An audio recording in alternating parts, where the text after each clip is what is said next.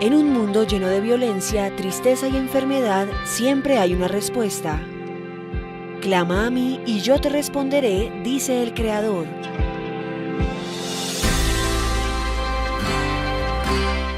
El Tabernáculo de la Fe presenta un mensaje de esperanza. Esta mañana queremos ahondar en el tema del llamado, teniendo otras bases al concepto de lo que hemos estado hablando. Yo quiero hablar esta mañana sobre la excelencia de Cristo. No hay nadie más excelente del universo que el nombre de Jesús. Es tan excelente el nombre de Jesús que el Padre le dio un nombre que es sobre todo nombre. No hay nombre superior.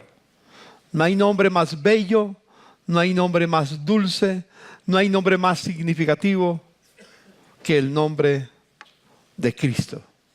La excelencia de Cristo debemos tenerlo en cuenta. Mi hermano Mario nos leyó un pasaje que vamos a volver a leer en breve, más adelante.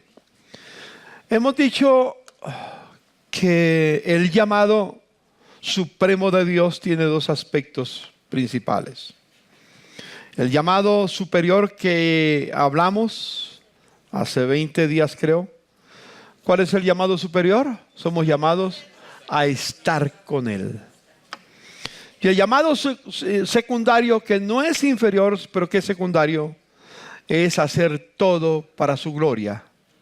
Vivir para hacer lo que le agrada a Dios. Dos cosas. Estar con Él y hacer lo que le agrada a Él. Vivir es en su voluntad. Pero cuando hablamos de la importancia de estar con Él y de hacer lo que le agrada siempre, nos preguntamos, ¿y quién es Jesús para yo vivir con Él? ¿Y quién es Jesús para hacer solo lo que a Él le agrada y no hacer lo que a mí me agrada o lo que me da la gana?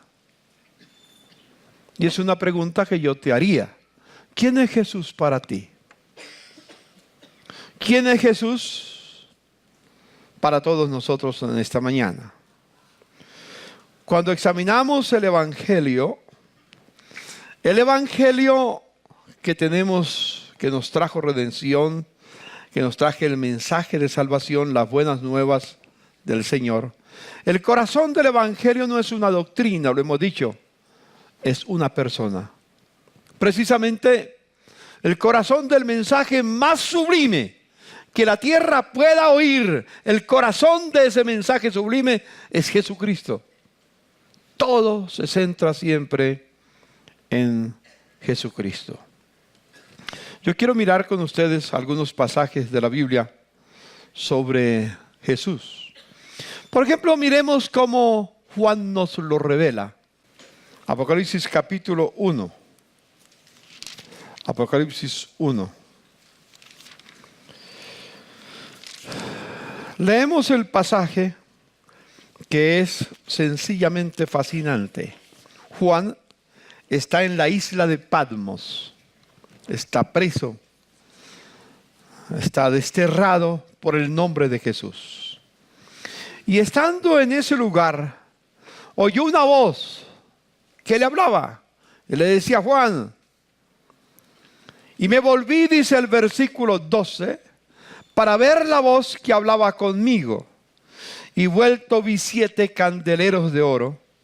Y en medio de los 7 candeleros a uno semejante al Hijo del Hombre, o sea, a Jesús, vestido de una ropa que llegaba hasta los pies y ceñido por el pecho con un cinto de oro. Su cabeza y sus cabellos eran blancos como blanca lana, como nieve. Sus ojos como llama de fuego. Sus pies semejante al bronce bruñido.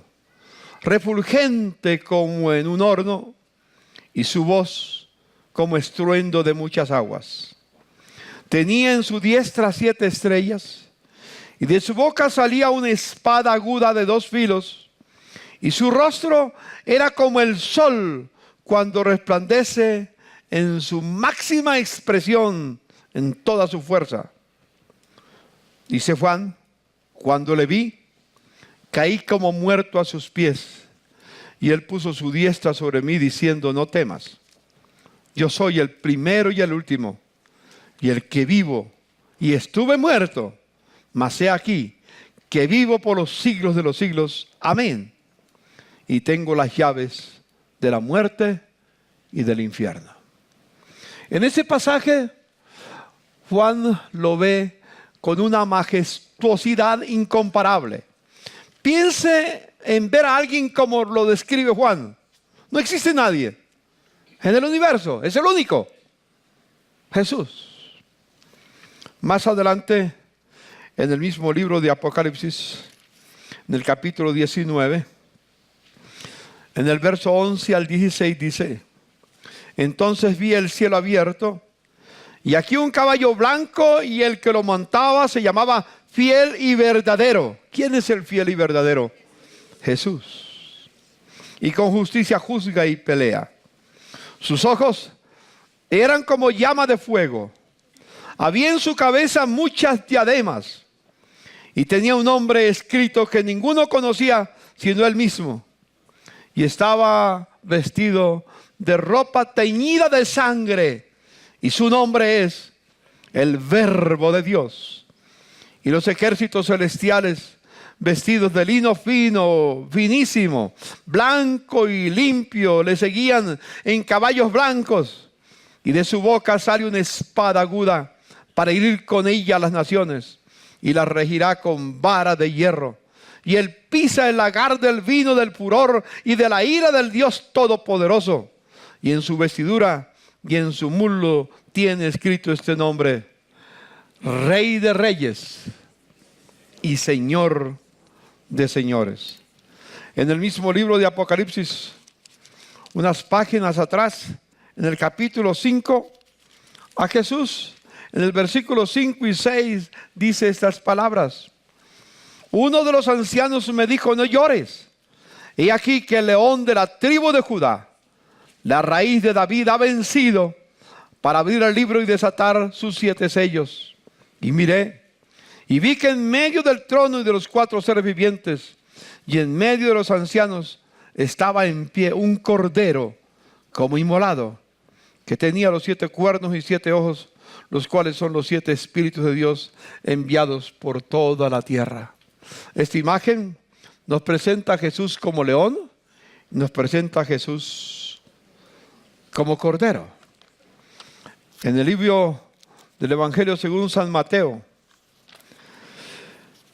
Jesús se presenta en otra figura hermosa antes de ir a la cruz, cuando empezaba su ministerio, cuando fue bautizado por Juan. Dice en el capítulo 3 de Juan, versículo 16 y 17, algo fascinante. Dice 16 y 17. Y Jesús, después que fue bautizado, subió luego del agua, y aquí los cielos se le fueron abiertos, y vio al Espíritu de Dios que descendía como paloma, y venía sobre él. Y hubo una voz de los cielos que decía: este es mi Hijo amado, en quien tengo complacencia. La otra figura que vemos aquí es una figura como de paloma. Y en el libro de Isaías, en el Antiguo Testamento, uno de los profetas mesiánicos, con unas palabras, el libro de Isaías es muy bello porque da distintas figuras de Jesús, pero les voy solamente a mencionar una figura más en el libro de Isaías. Capítulo 42 de Isaías y versículo 1 al 4. He aquí mi siervo, yo lo sostendré, mi escogido, en quien mi alma tiene contentamiento. He puesto sobre él mi espíritu. Él traerá justicia a las naciones. No gritará ni alzará la voz ni la hará oír en las calles. No quebrará la caña cascada ni apagará el pábilo que humeare. Por medio de la verdad traerá justicia y no se cansará ni desmayará hasta que establezca en la tierra justicia y las costas esperarán su ley. Si ustedes no vamos a leerlo, pero si quieren anotarlo, Jesús hace referencia a este pasaje en el libro de Mateo, capítulo 12, versículos 17 al 21. Y la figura que quiero destacar aquí es siervo, siervo. Y luego, en el capítulo 17 que mi hermano leyó, ya lo leímos también en Apocalipsis, capítulo 17 que veremos más tarde otra vez. La figura que se presenta dice que cuando Jesús estaba frente a los 3 apóstoles que estaban con él, su rostro resplandeció como el sol en su fuerza máxima. Y su rostro fue iluminado con una luz que no se puede definir. Y la figura que encontramos aquí es el sol en su esplendor. Miramos esas 7 figuras.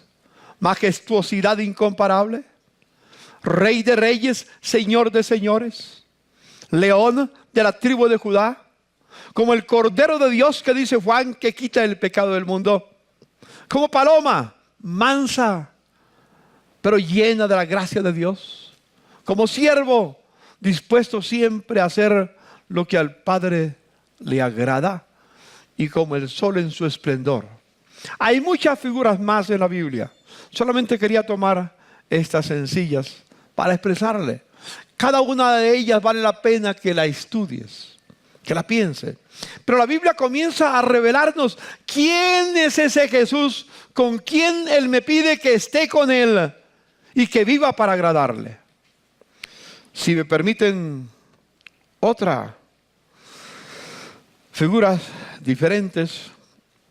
Y en estos días le he pedido al Señor que nos ayude. Cada día anhelamos crecer en la revelación de Dios. Puede ser que algunos que ya me han escuchado por años, digan, ya estoy harto de escuchar al pastor Pardo. Llevo 30 años escuchándole. Llevo 20 años escuchándole.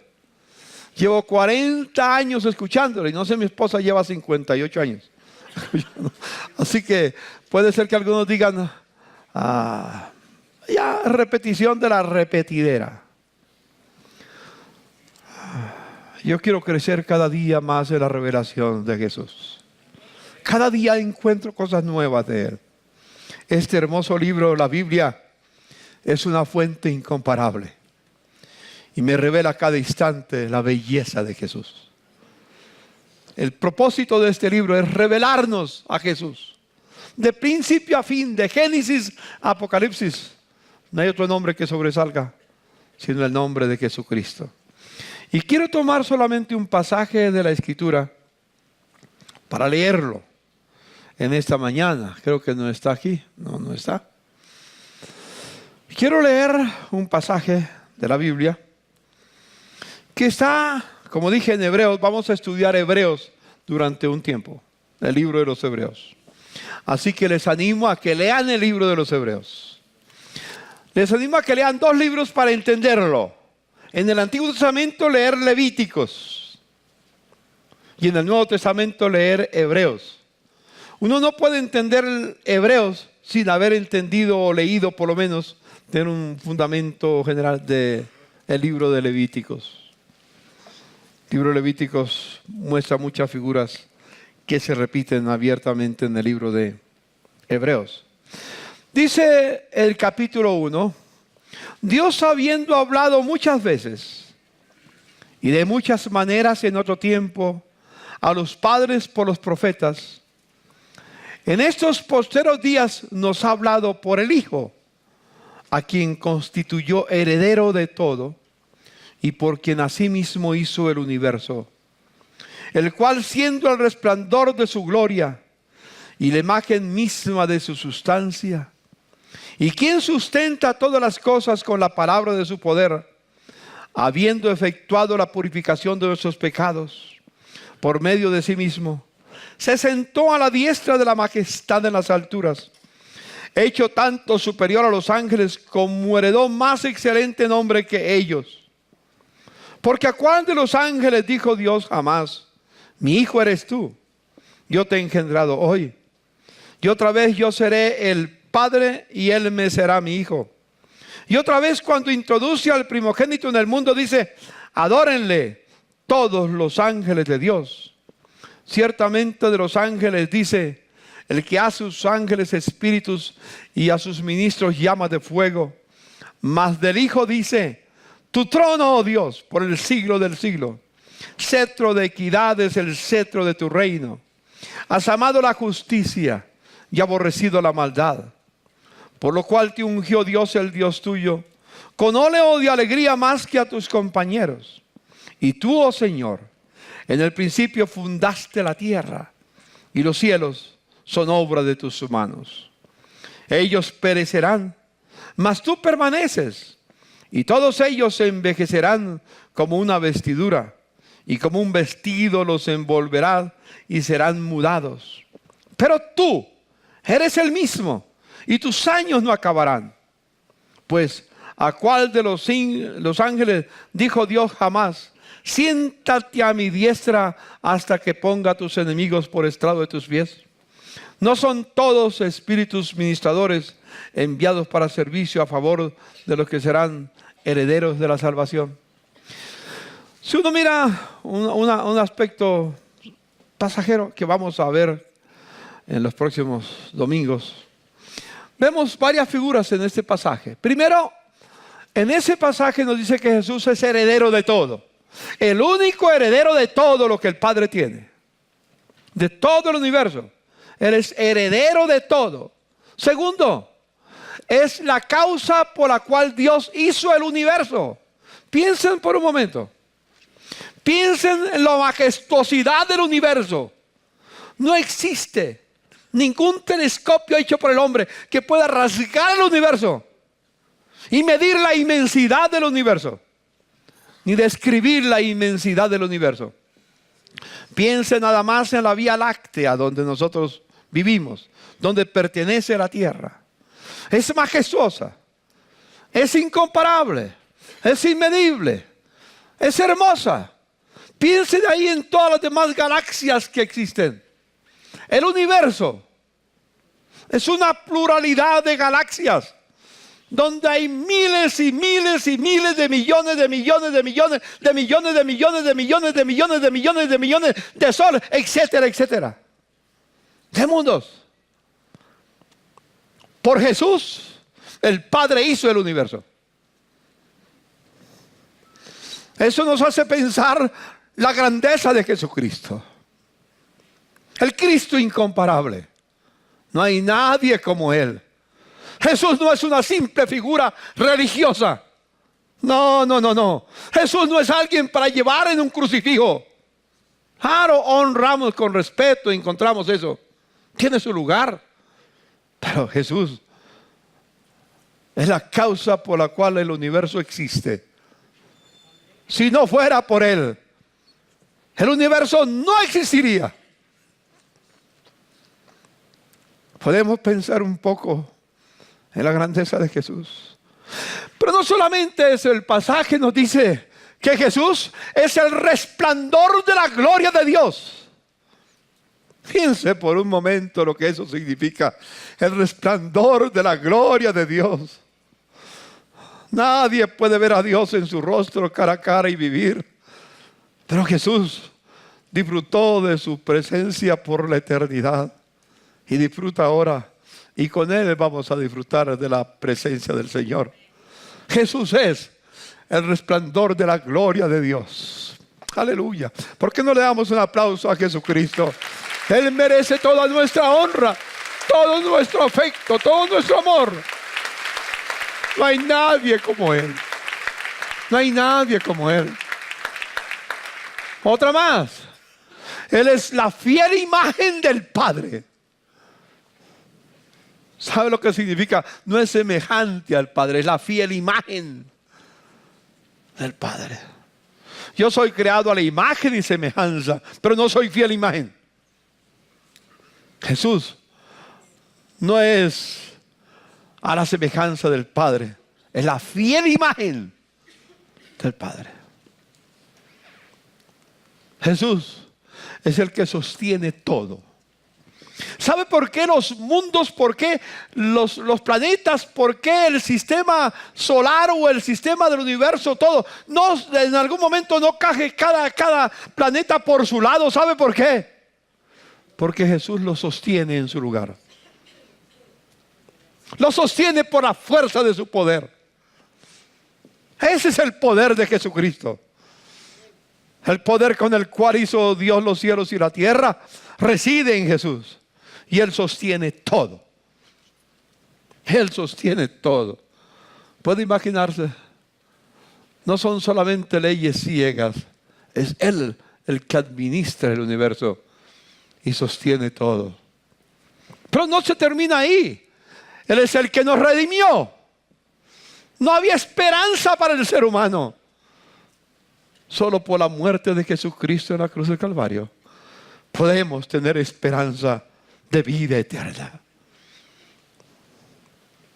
Pero no solamente Él nos redimió. Perdone que voy a decir esto, no le pido perdón, déjame decirte, no fue la Virgen María la que nos redimió. No es ningún santo el que nos redimió, es Jesucristo. Aleluya, un aplauso a Jesucristo. Él nos redimió, solo Él nada más, nadie más que Él. Después de redimirnos, el Padre lo sentó a su diestra y le dijo: hijo, siéntate a mi diestra hasta que ponga a todos tus enemigos por estrado de sus pies. Y al sentarlo a su diestra, como lo dijimos antes, le dio un nombre que es sobre todo nombre, para que en el nombre de Jesús se doble toda rodilla de los que están en los cielos, en la tierra y debajo de la tierra, y toda lengua proclame que Jesucristo es la máxima autoridad del universo, no solo de la tierra. Toda autoridad me ha sido dada, dice Jesús, en la tierra y en los cielos. El Padre lo sentó a su diestra. ¡Qué honor! El dueño de todo el universo le dijo a su hijo: siéntate a mi diestra. Es mayor que los ángeles. No hay ningún ángel, no hay ningún arcángel, no hay ningún ser creado que sea superior a Jesús. Jesús es superior a todas las criaturas que existen en el universo, conocidas o sin conocer. Si se llegase a descubrir otros seres en otros planetas, estarán sujetos a la autoridad de Jesucristo. Jesucristo será siempre mayor que todos. Aleluya. Dígale a su hermano: Cristo es incomparable. Cristo es incomparable. ¿Cómo quisiera que ustedes reflexionen en esto? Que tomen nota de esto. Y tomen cada una de estas figuras que nos muestra la Escritura, para que pensemos en la majestuosidad de nuestro Dios.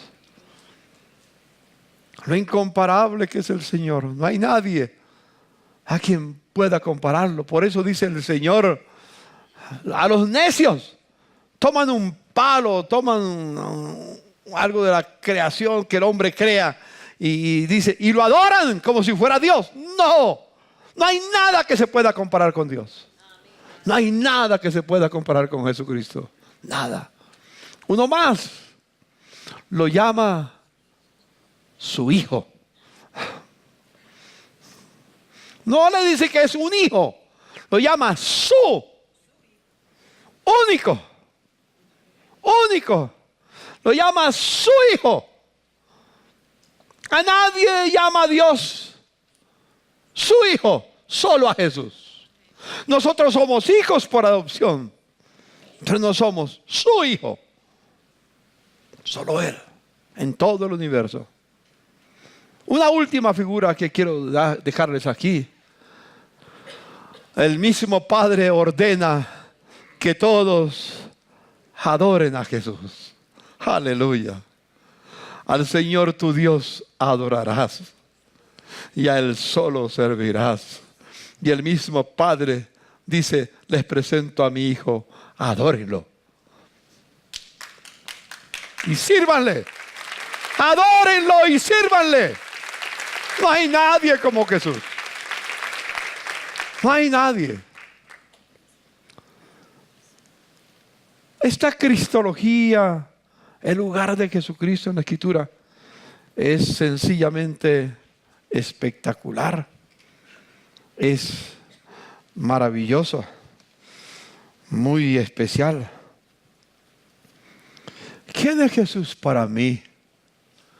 ¿Quién es Jesús para ti? Es una simple figura, sigue siendo una simple figura religiosa. Pero me hago una pregunta, algo más.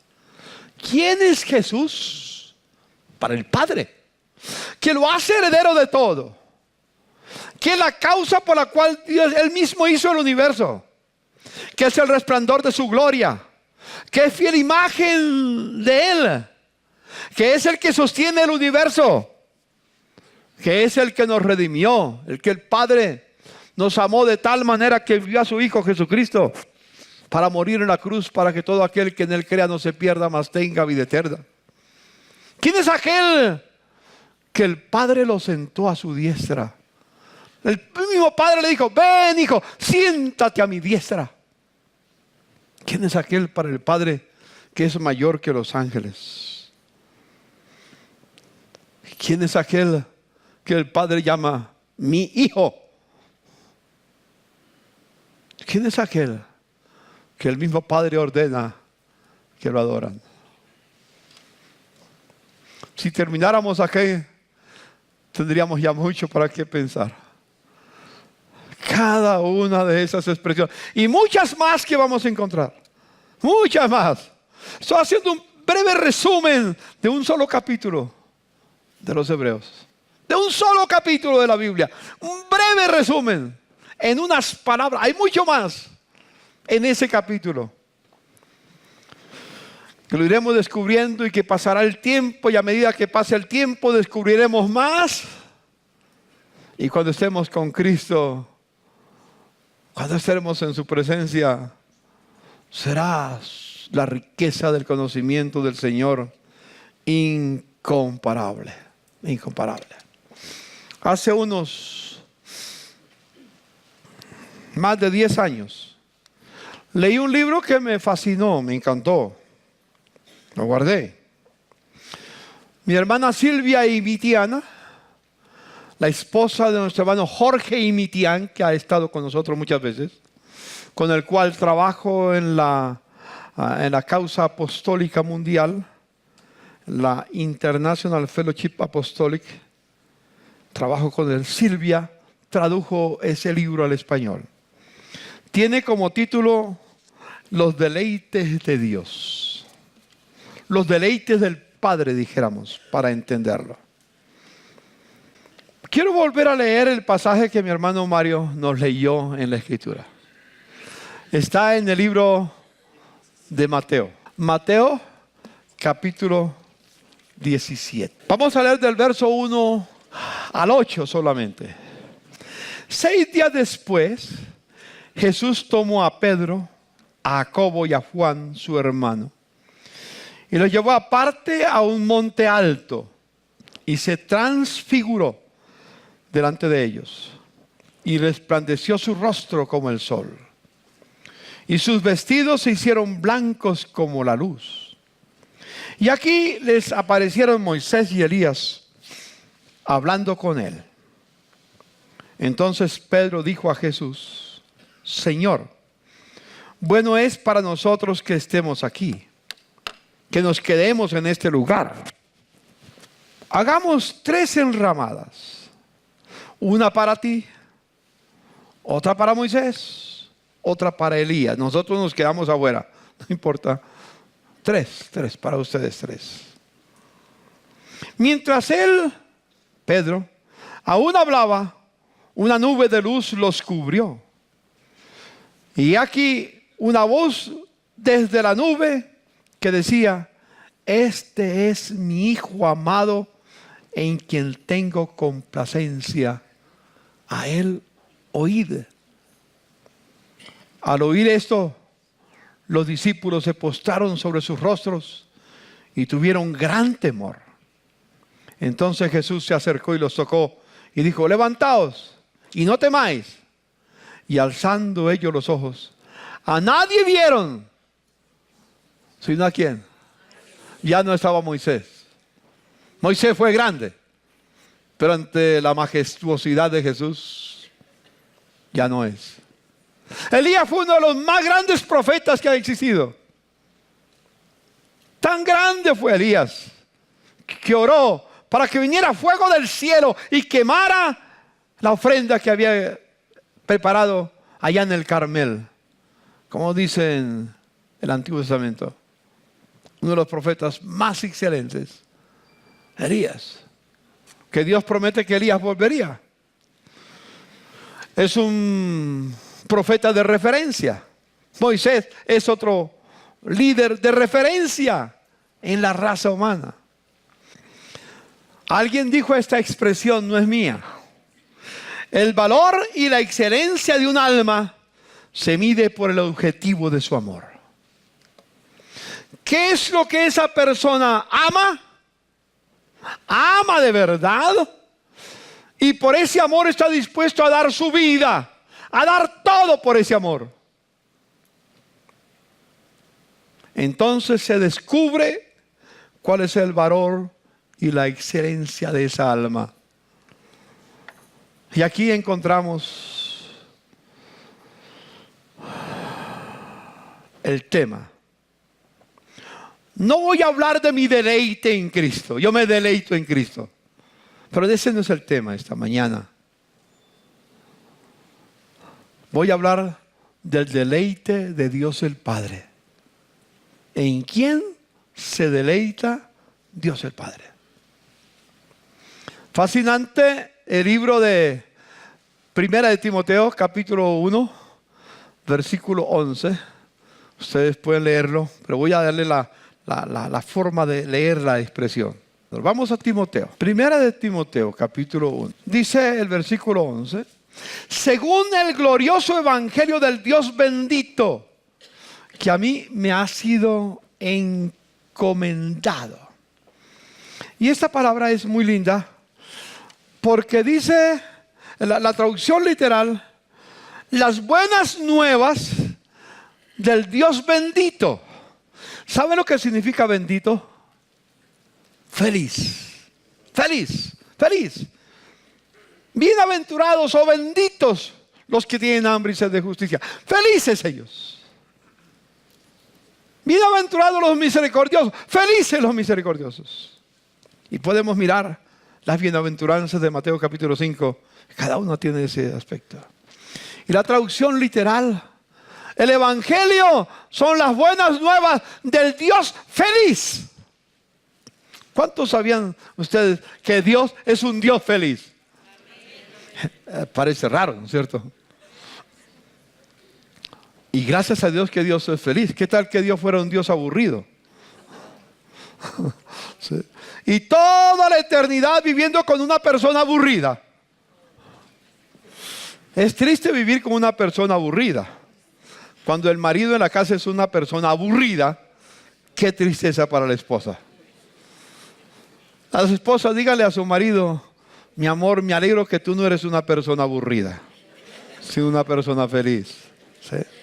Y también los hombres, díganle a su esposa: gracias, esposa, por ser una persona feliz.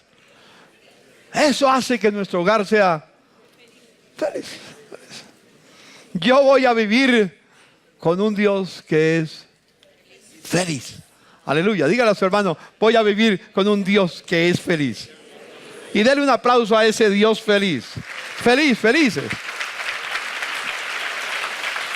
Por eso nosotros los cristianos somos un pueblo feliz.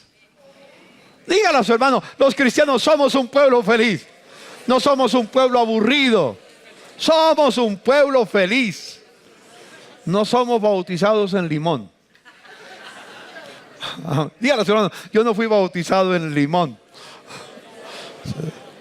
Yo soy una persona feliz porque soy hijo de un Dios feliz, redimido por un Salvador feliz, una Trinidad, Padre, Hijo y Espíritu Santo, que son felices. Así. Cuando ve a alguien haciendo mala cara, acércase y le diga, hermano, no se te olvide que vives frente a un Dios que es feliz. Amén. Así que no hay manera de arrugar las cejas, ni de hacer mala cara, sino de sonreír. Sonríes con tu hermano, sonríale. Mírale y sonríale. Mírale y sonríale. A ver si por fin aprendemos a sonreír. Cuando te encuentres con tu hermano, no digas, ¿qué hubo? ¿Cómo te va? Chao. No. Abrácelo. Qué alegría encontrarme contigo. Eres mi hermano, mi hermana del alma.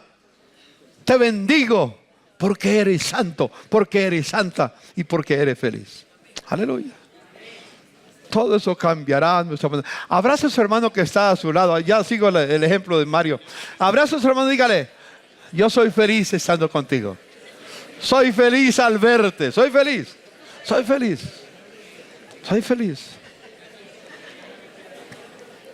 Qué hermoso. Hermano, yo descubro en la Biblia que Dios es un Dios feliz. ¿Sabe por qué es feliz? Volvemos al pasaje, capítulo 17, para entender la expresión. Dice el versículo 5. Mientras él aún hablaba, una nube de luz los cubrió. Y aquí una voz en la nube que decía, este es mi Hijo amado, quien tengo contentamiento, pero traduzcámoslo literalmente. Este es mi Hijo amado, en quien me deleito. Tomo contentamiento, es eso lo que significa, en el cual me deleito. ¿En quién se deleita Dios el Padre? Dígale a su hermano, dígale, el Padre se deleita en su Hijo Jesucristo, aleluya. Él es el deleite del Padre. No hay nadie. Dios no se deleita en la creación. Trae deleite, pero ese no es el objetivo. No es el deleite supremo. El deleite supremo de Dios el Padre no es en las obras que hace. El deleite supremo de Dios el Padre es Jesucristo su Hijo. En Él se deleita. Hermano, esto tiene mucha profundidad. Yo sé que algunos están bostezando porque no entienden. Y yo pido al Señor que les revele esta verdad. Nadie debe salir de aquí esta mañana sin pedir al Señor, Señor, revélame la profundidad de esta palabra. Revélamela, Señor. Y pediría al Señor que no te deje descansar, que no puedas dormir ni comer,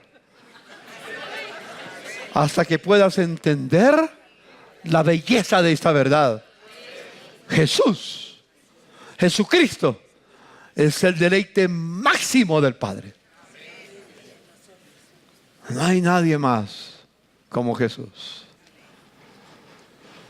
Hermanos,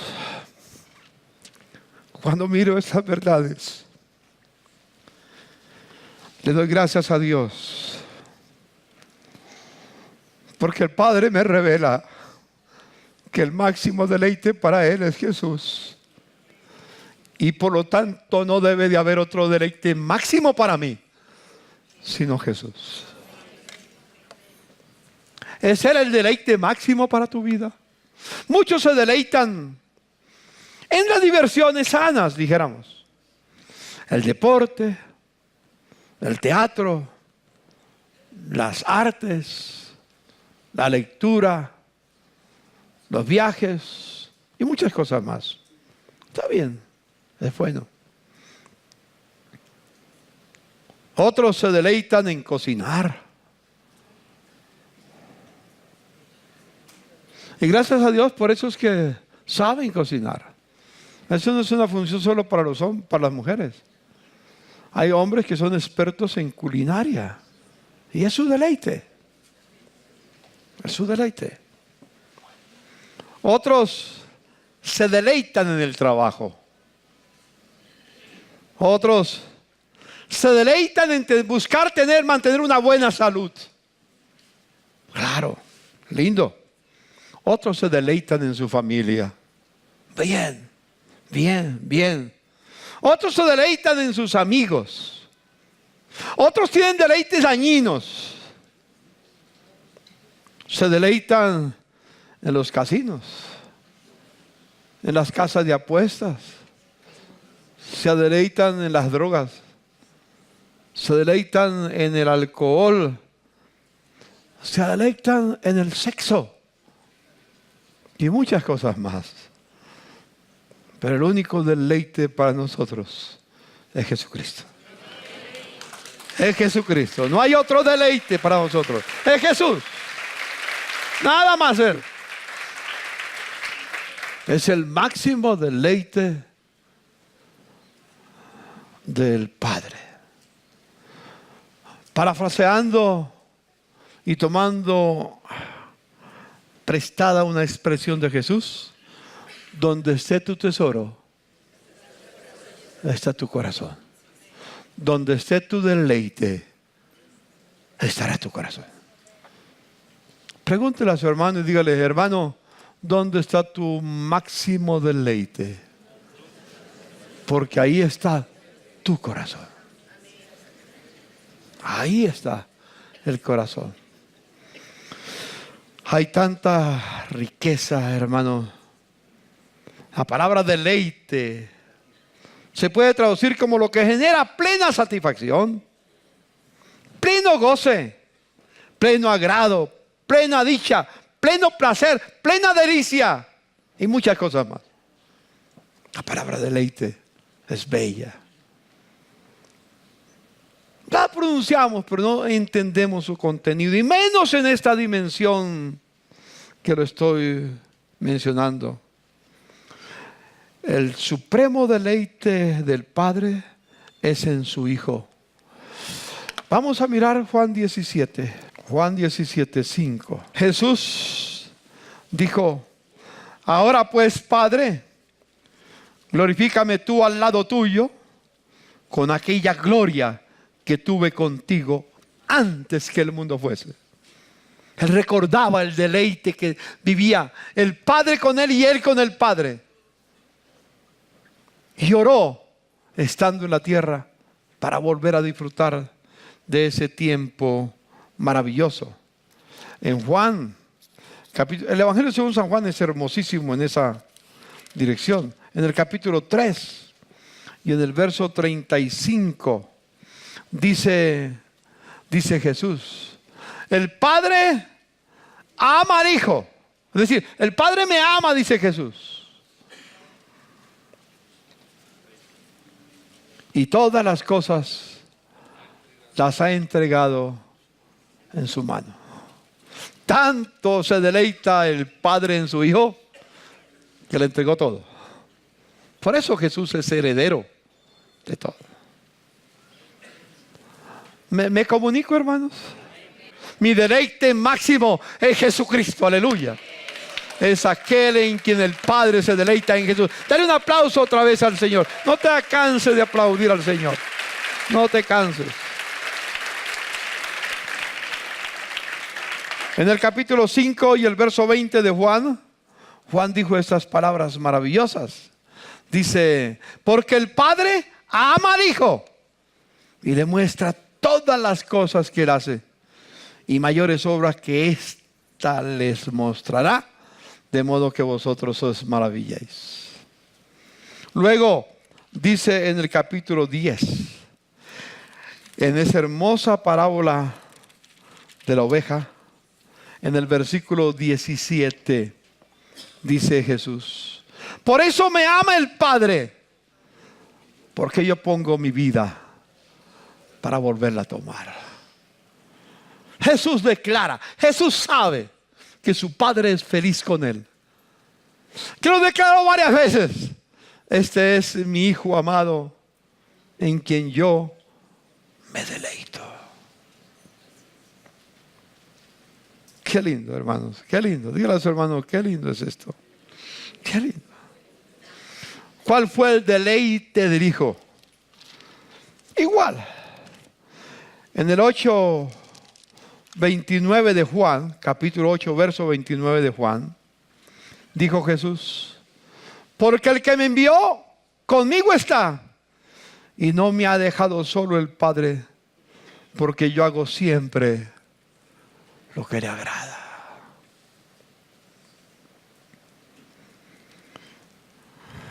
Yo hago siempre lo que le agrada.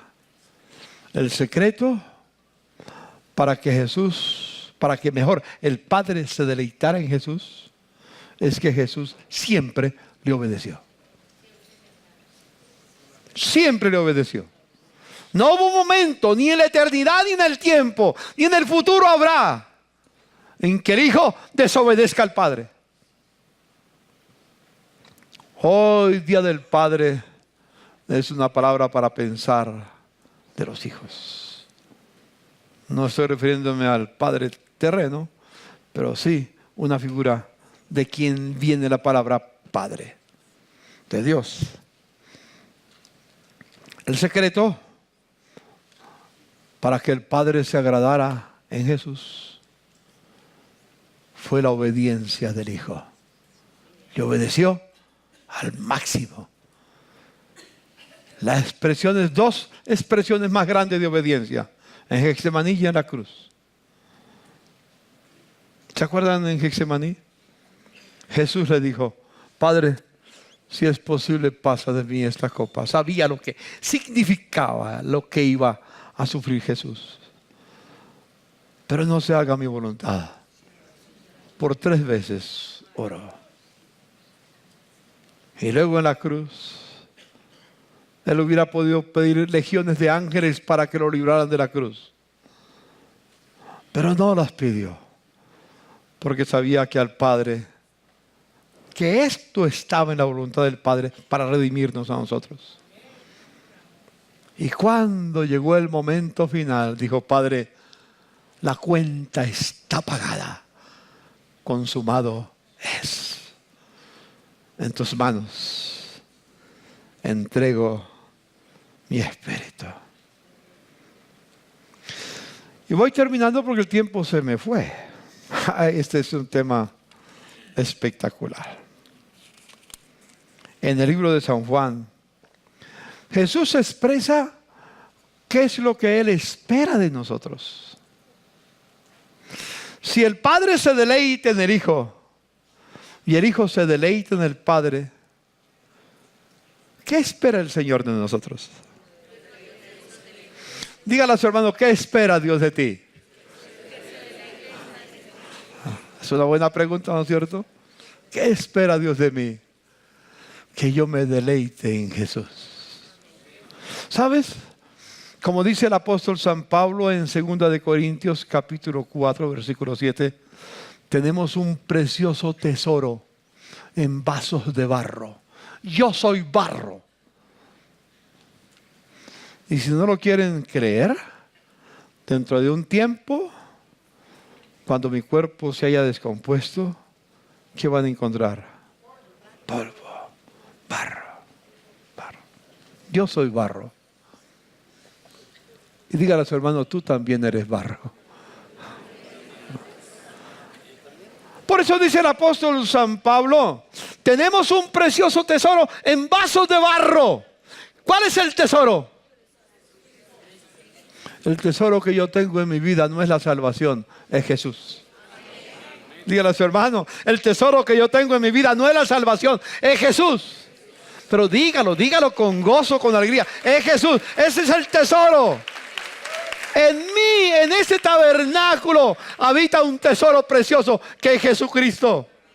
Yo soy templo de Dios y soy morada del Espíritu Santo. Soy templo de Dios. Aleluya. Dile a tu hermano, yo soy templo de Dios. Morada del Espíritu Santo. Mi cuerpo es el lugar donde el tesoro eterno habita. Aleluya. No hay nada incomparable. No hay nada.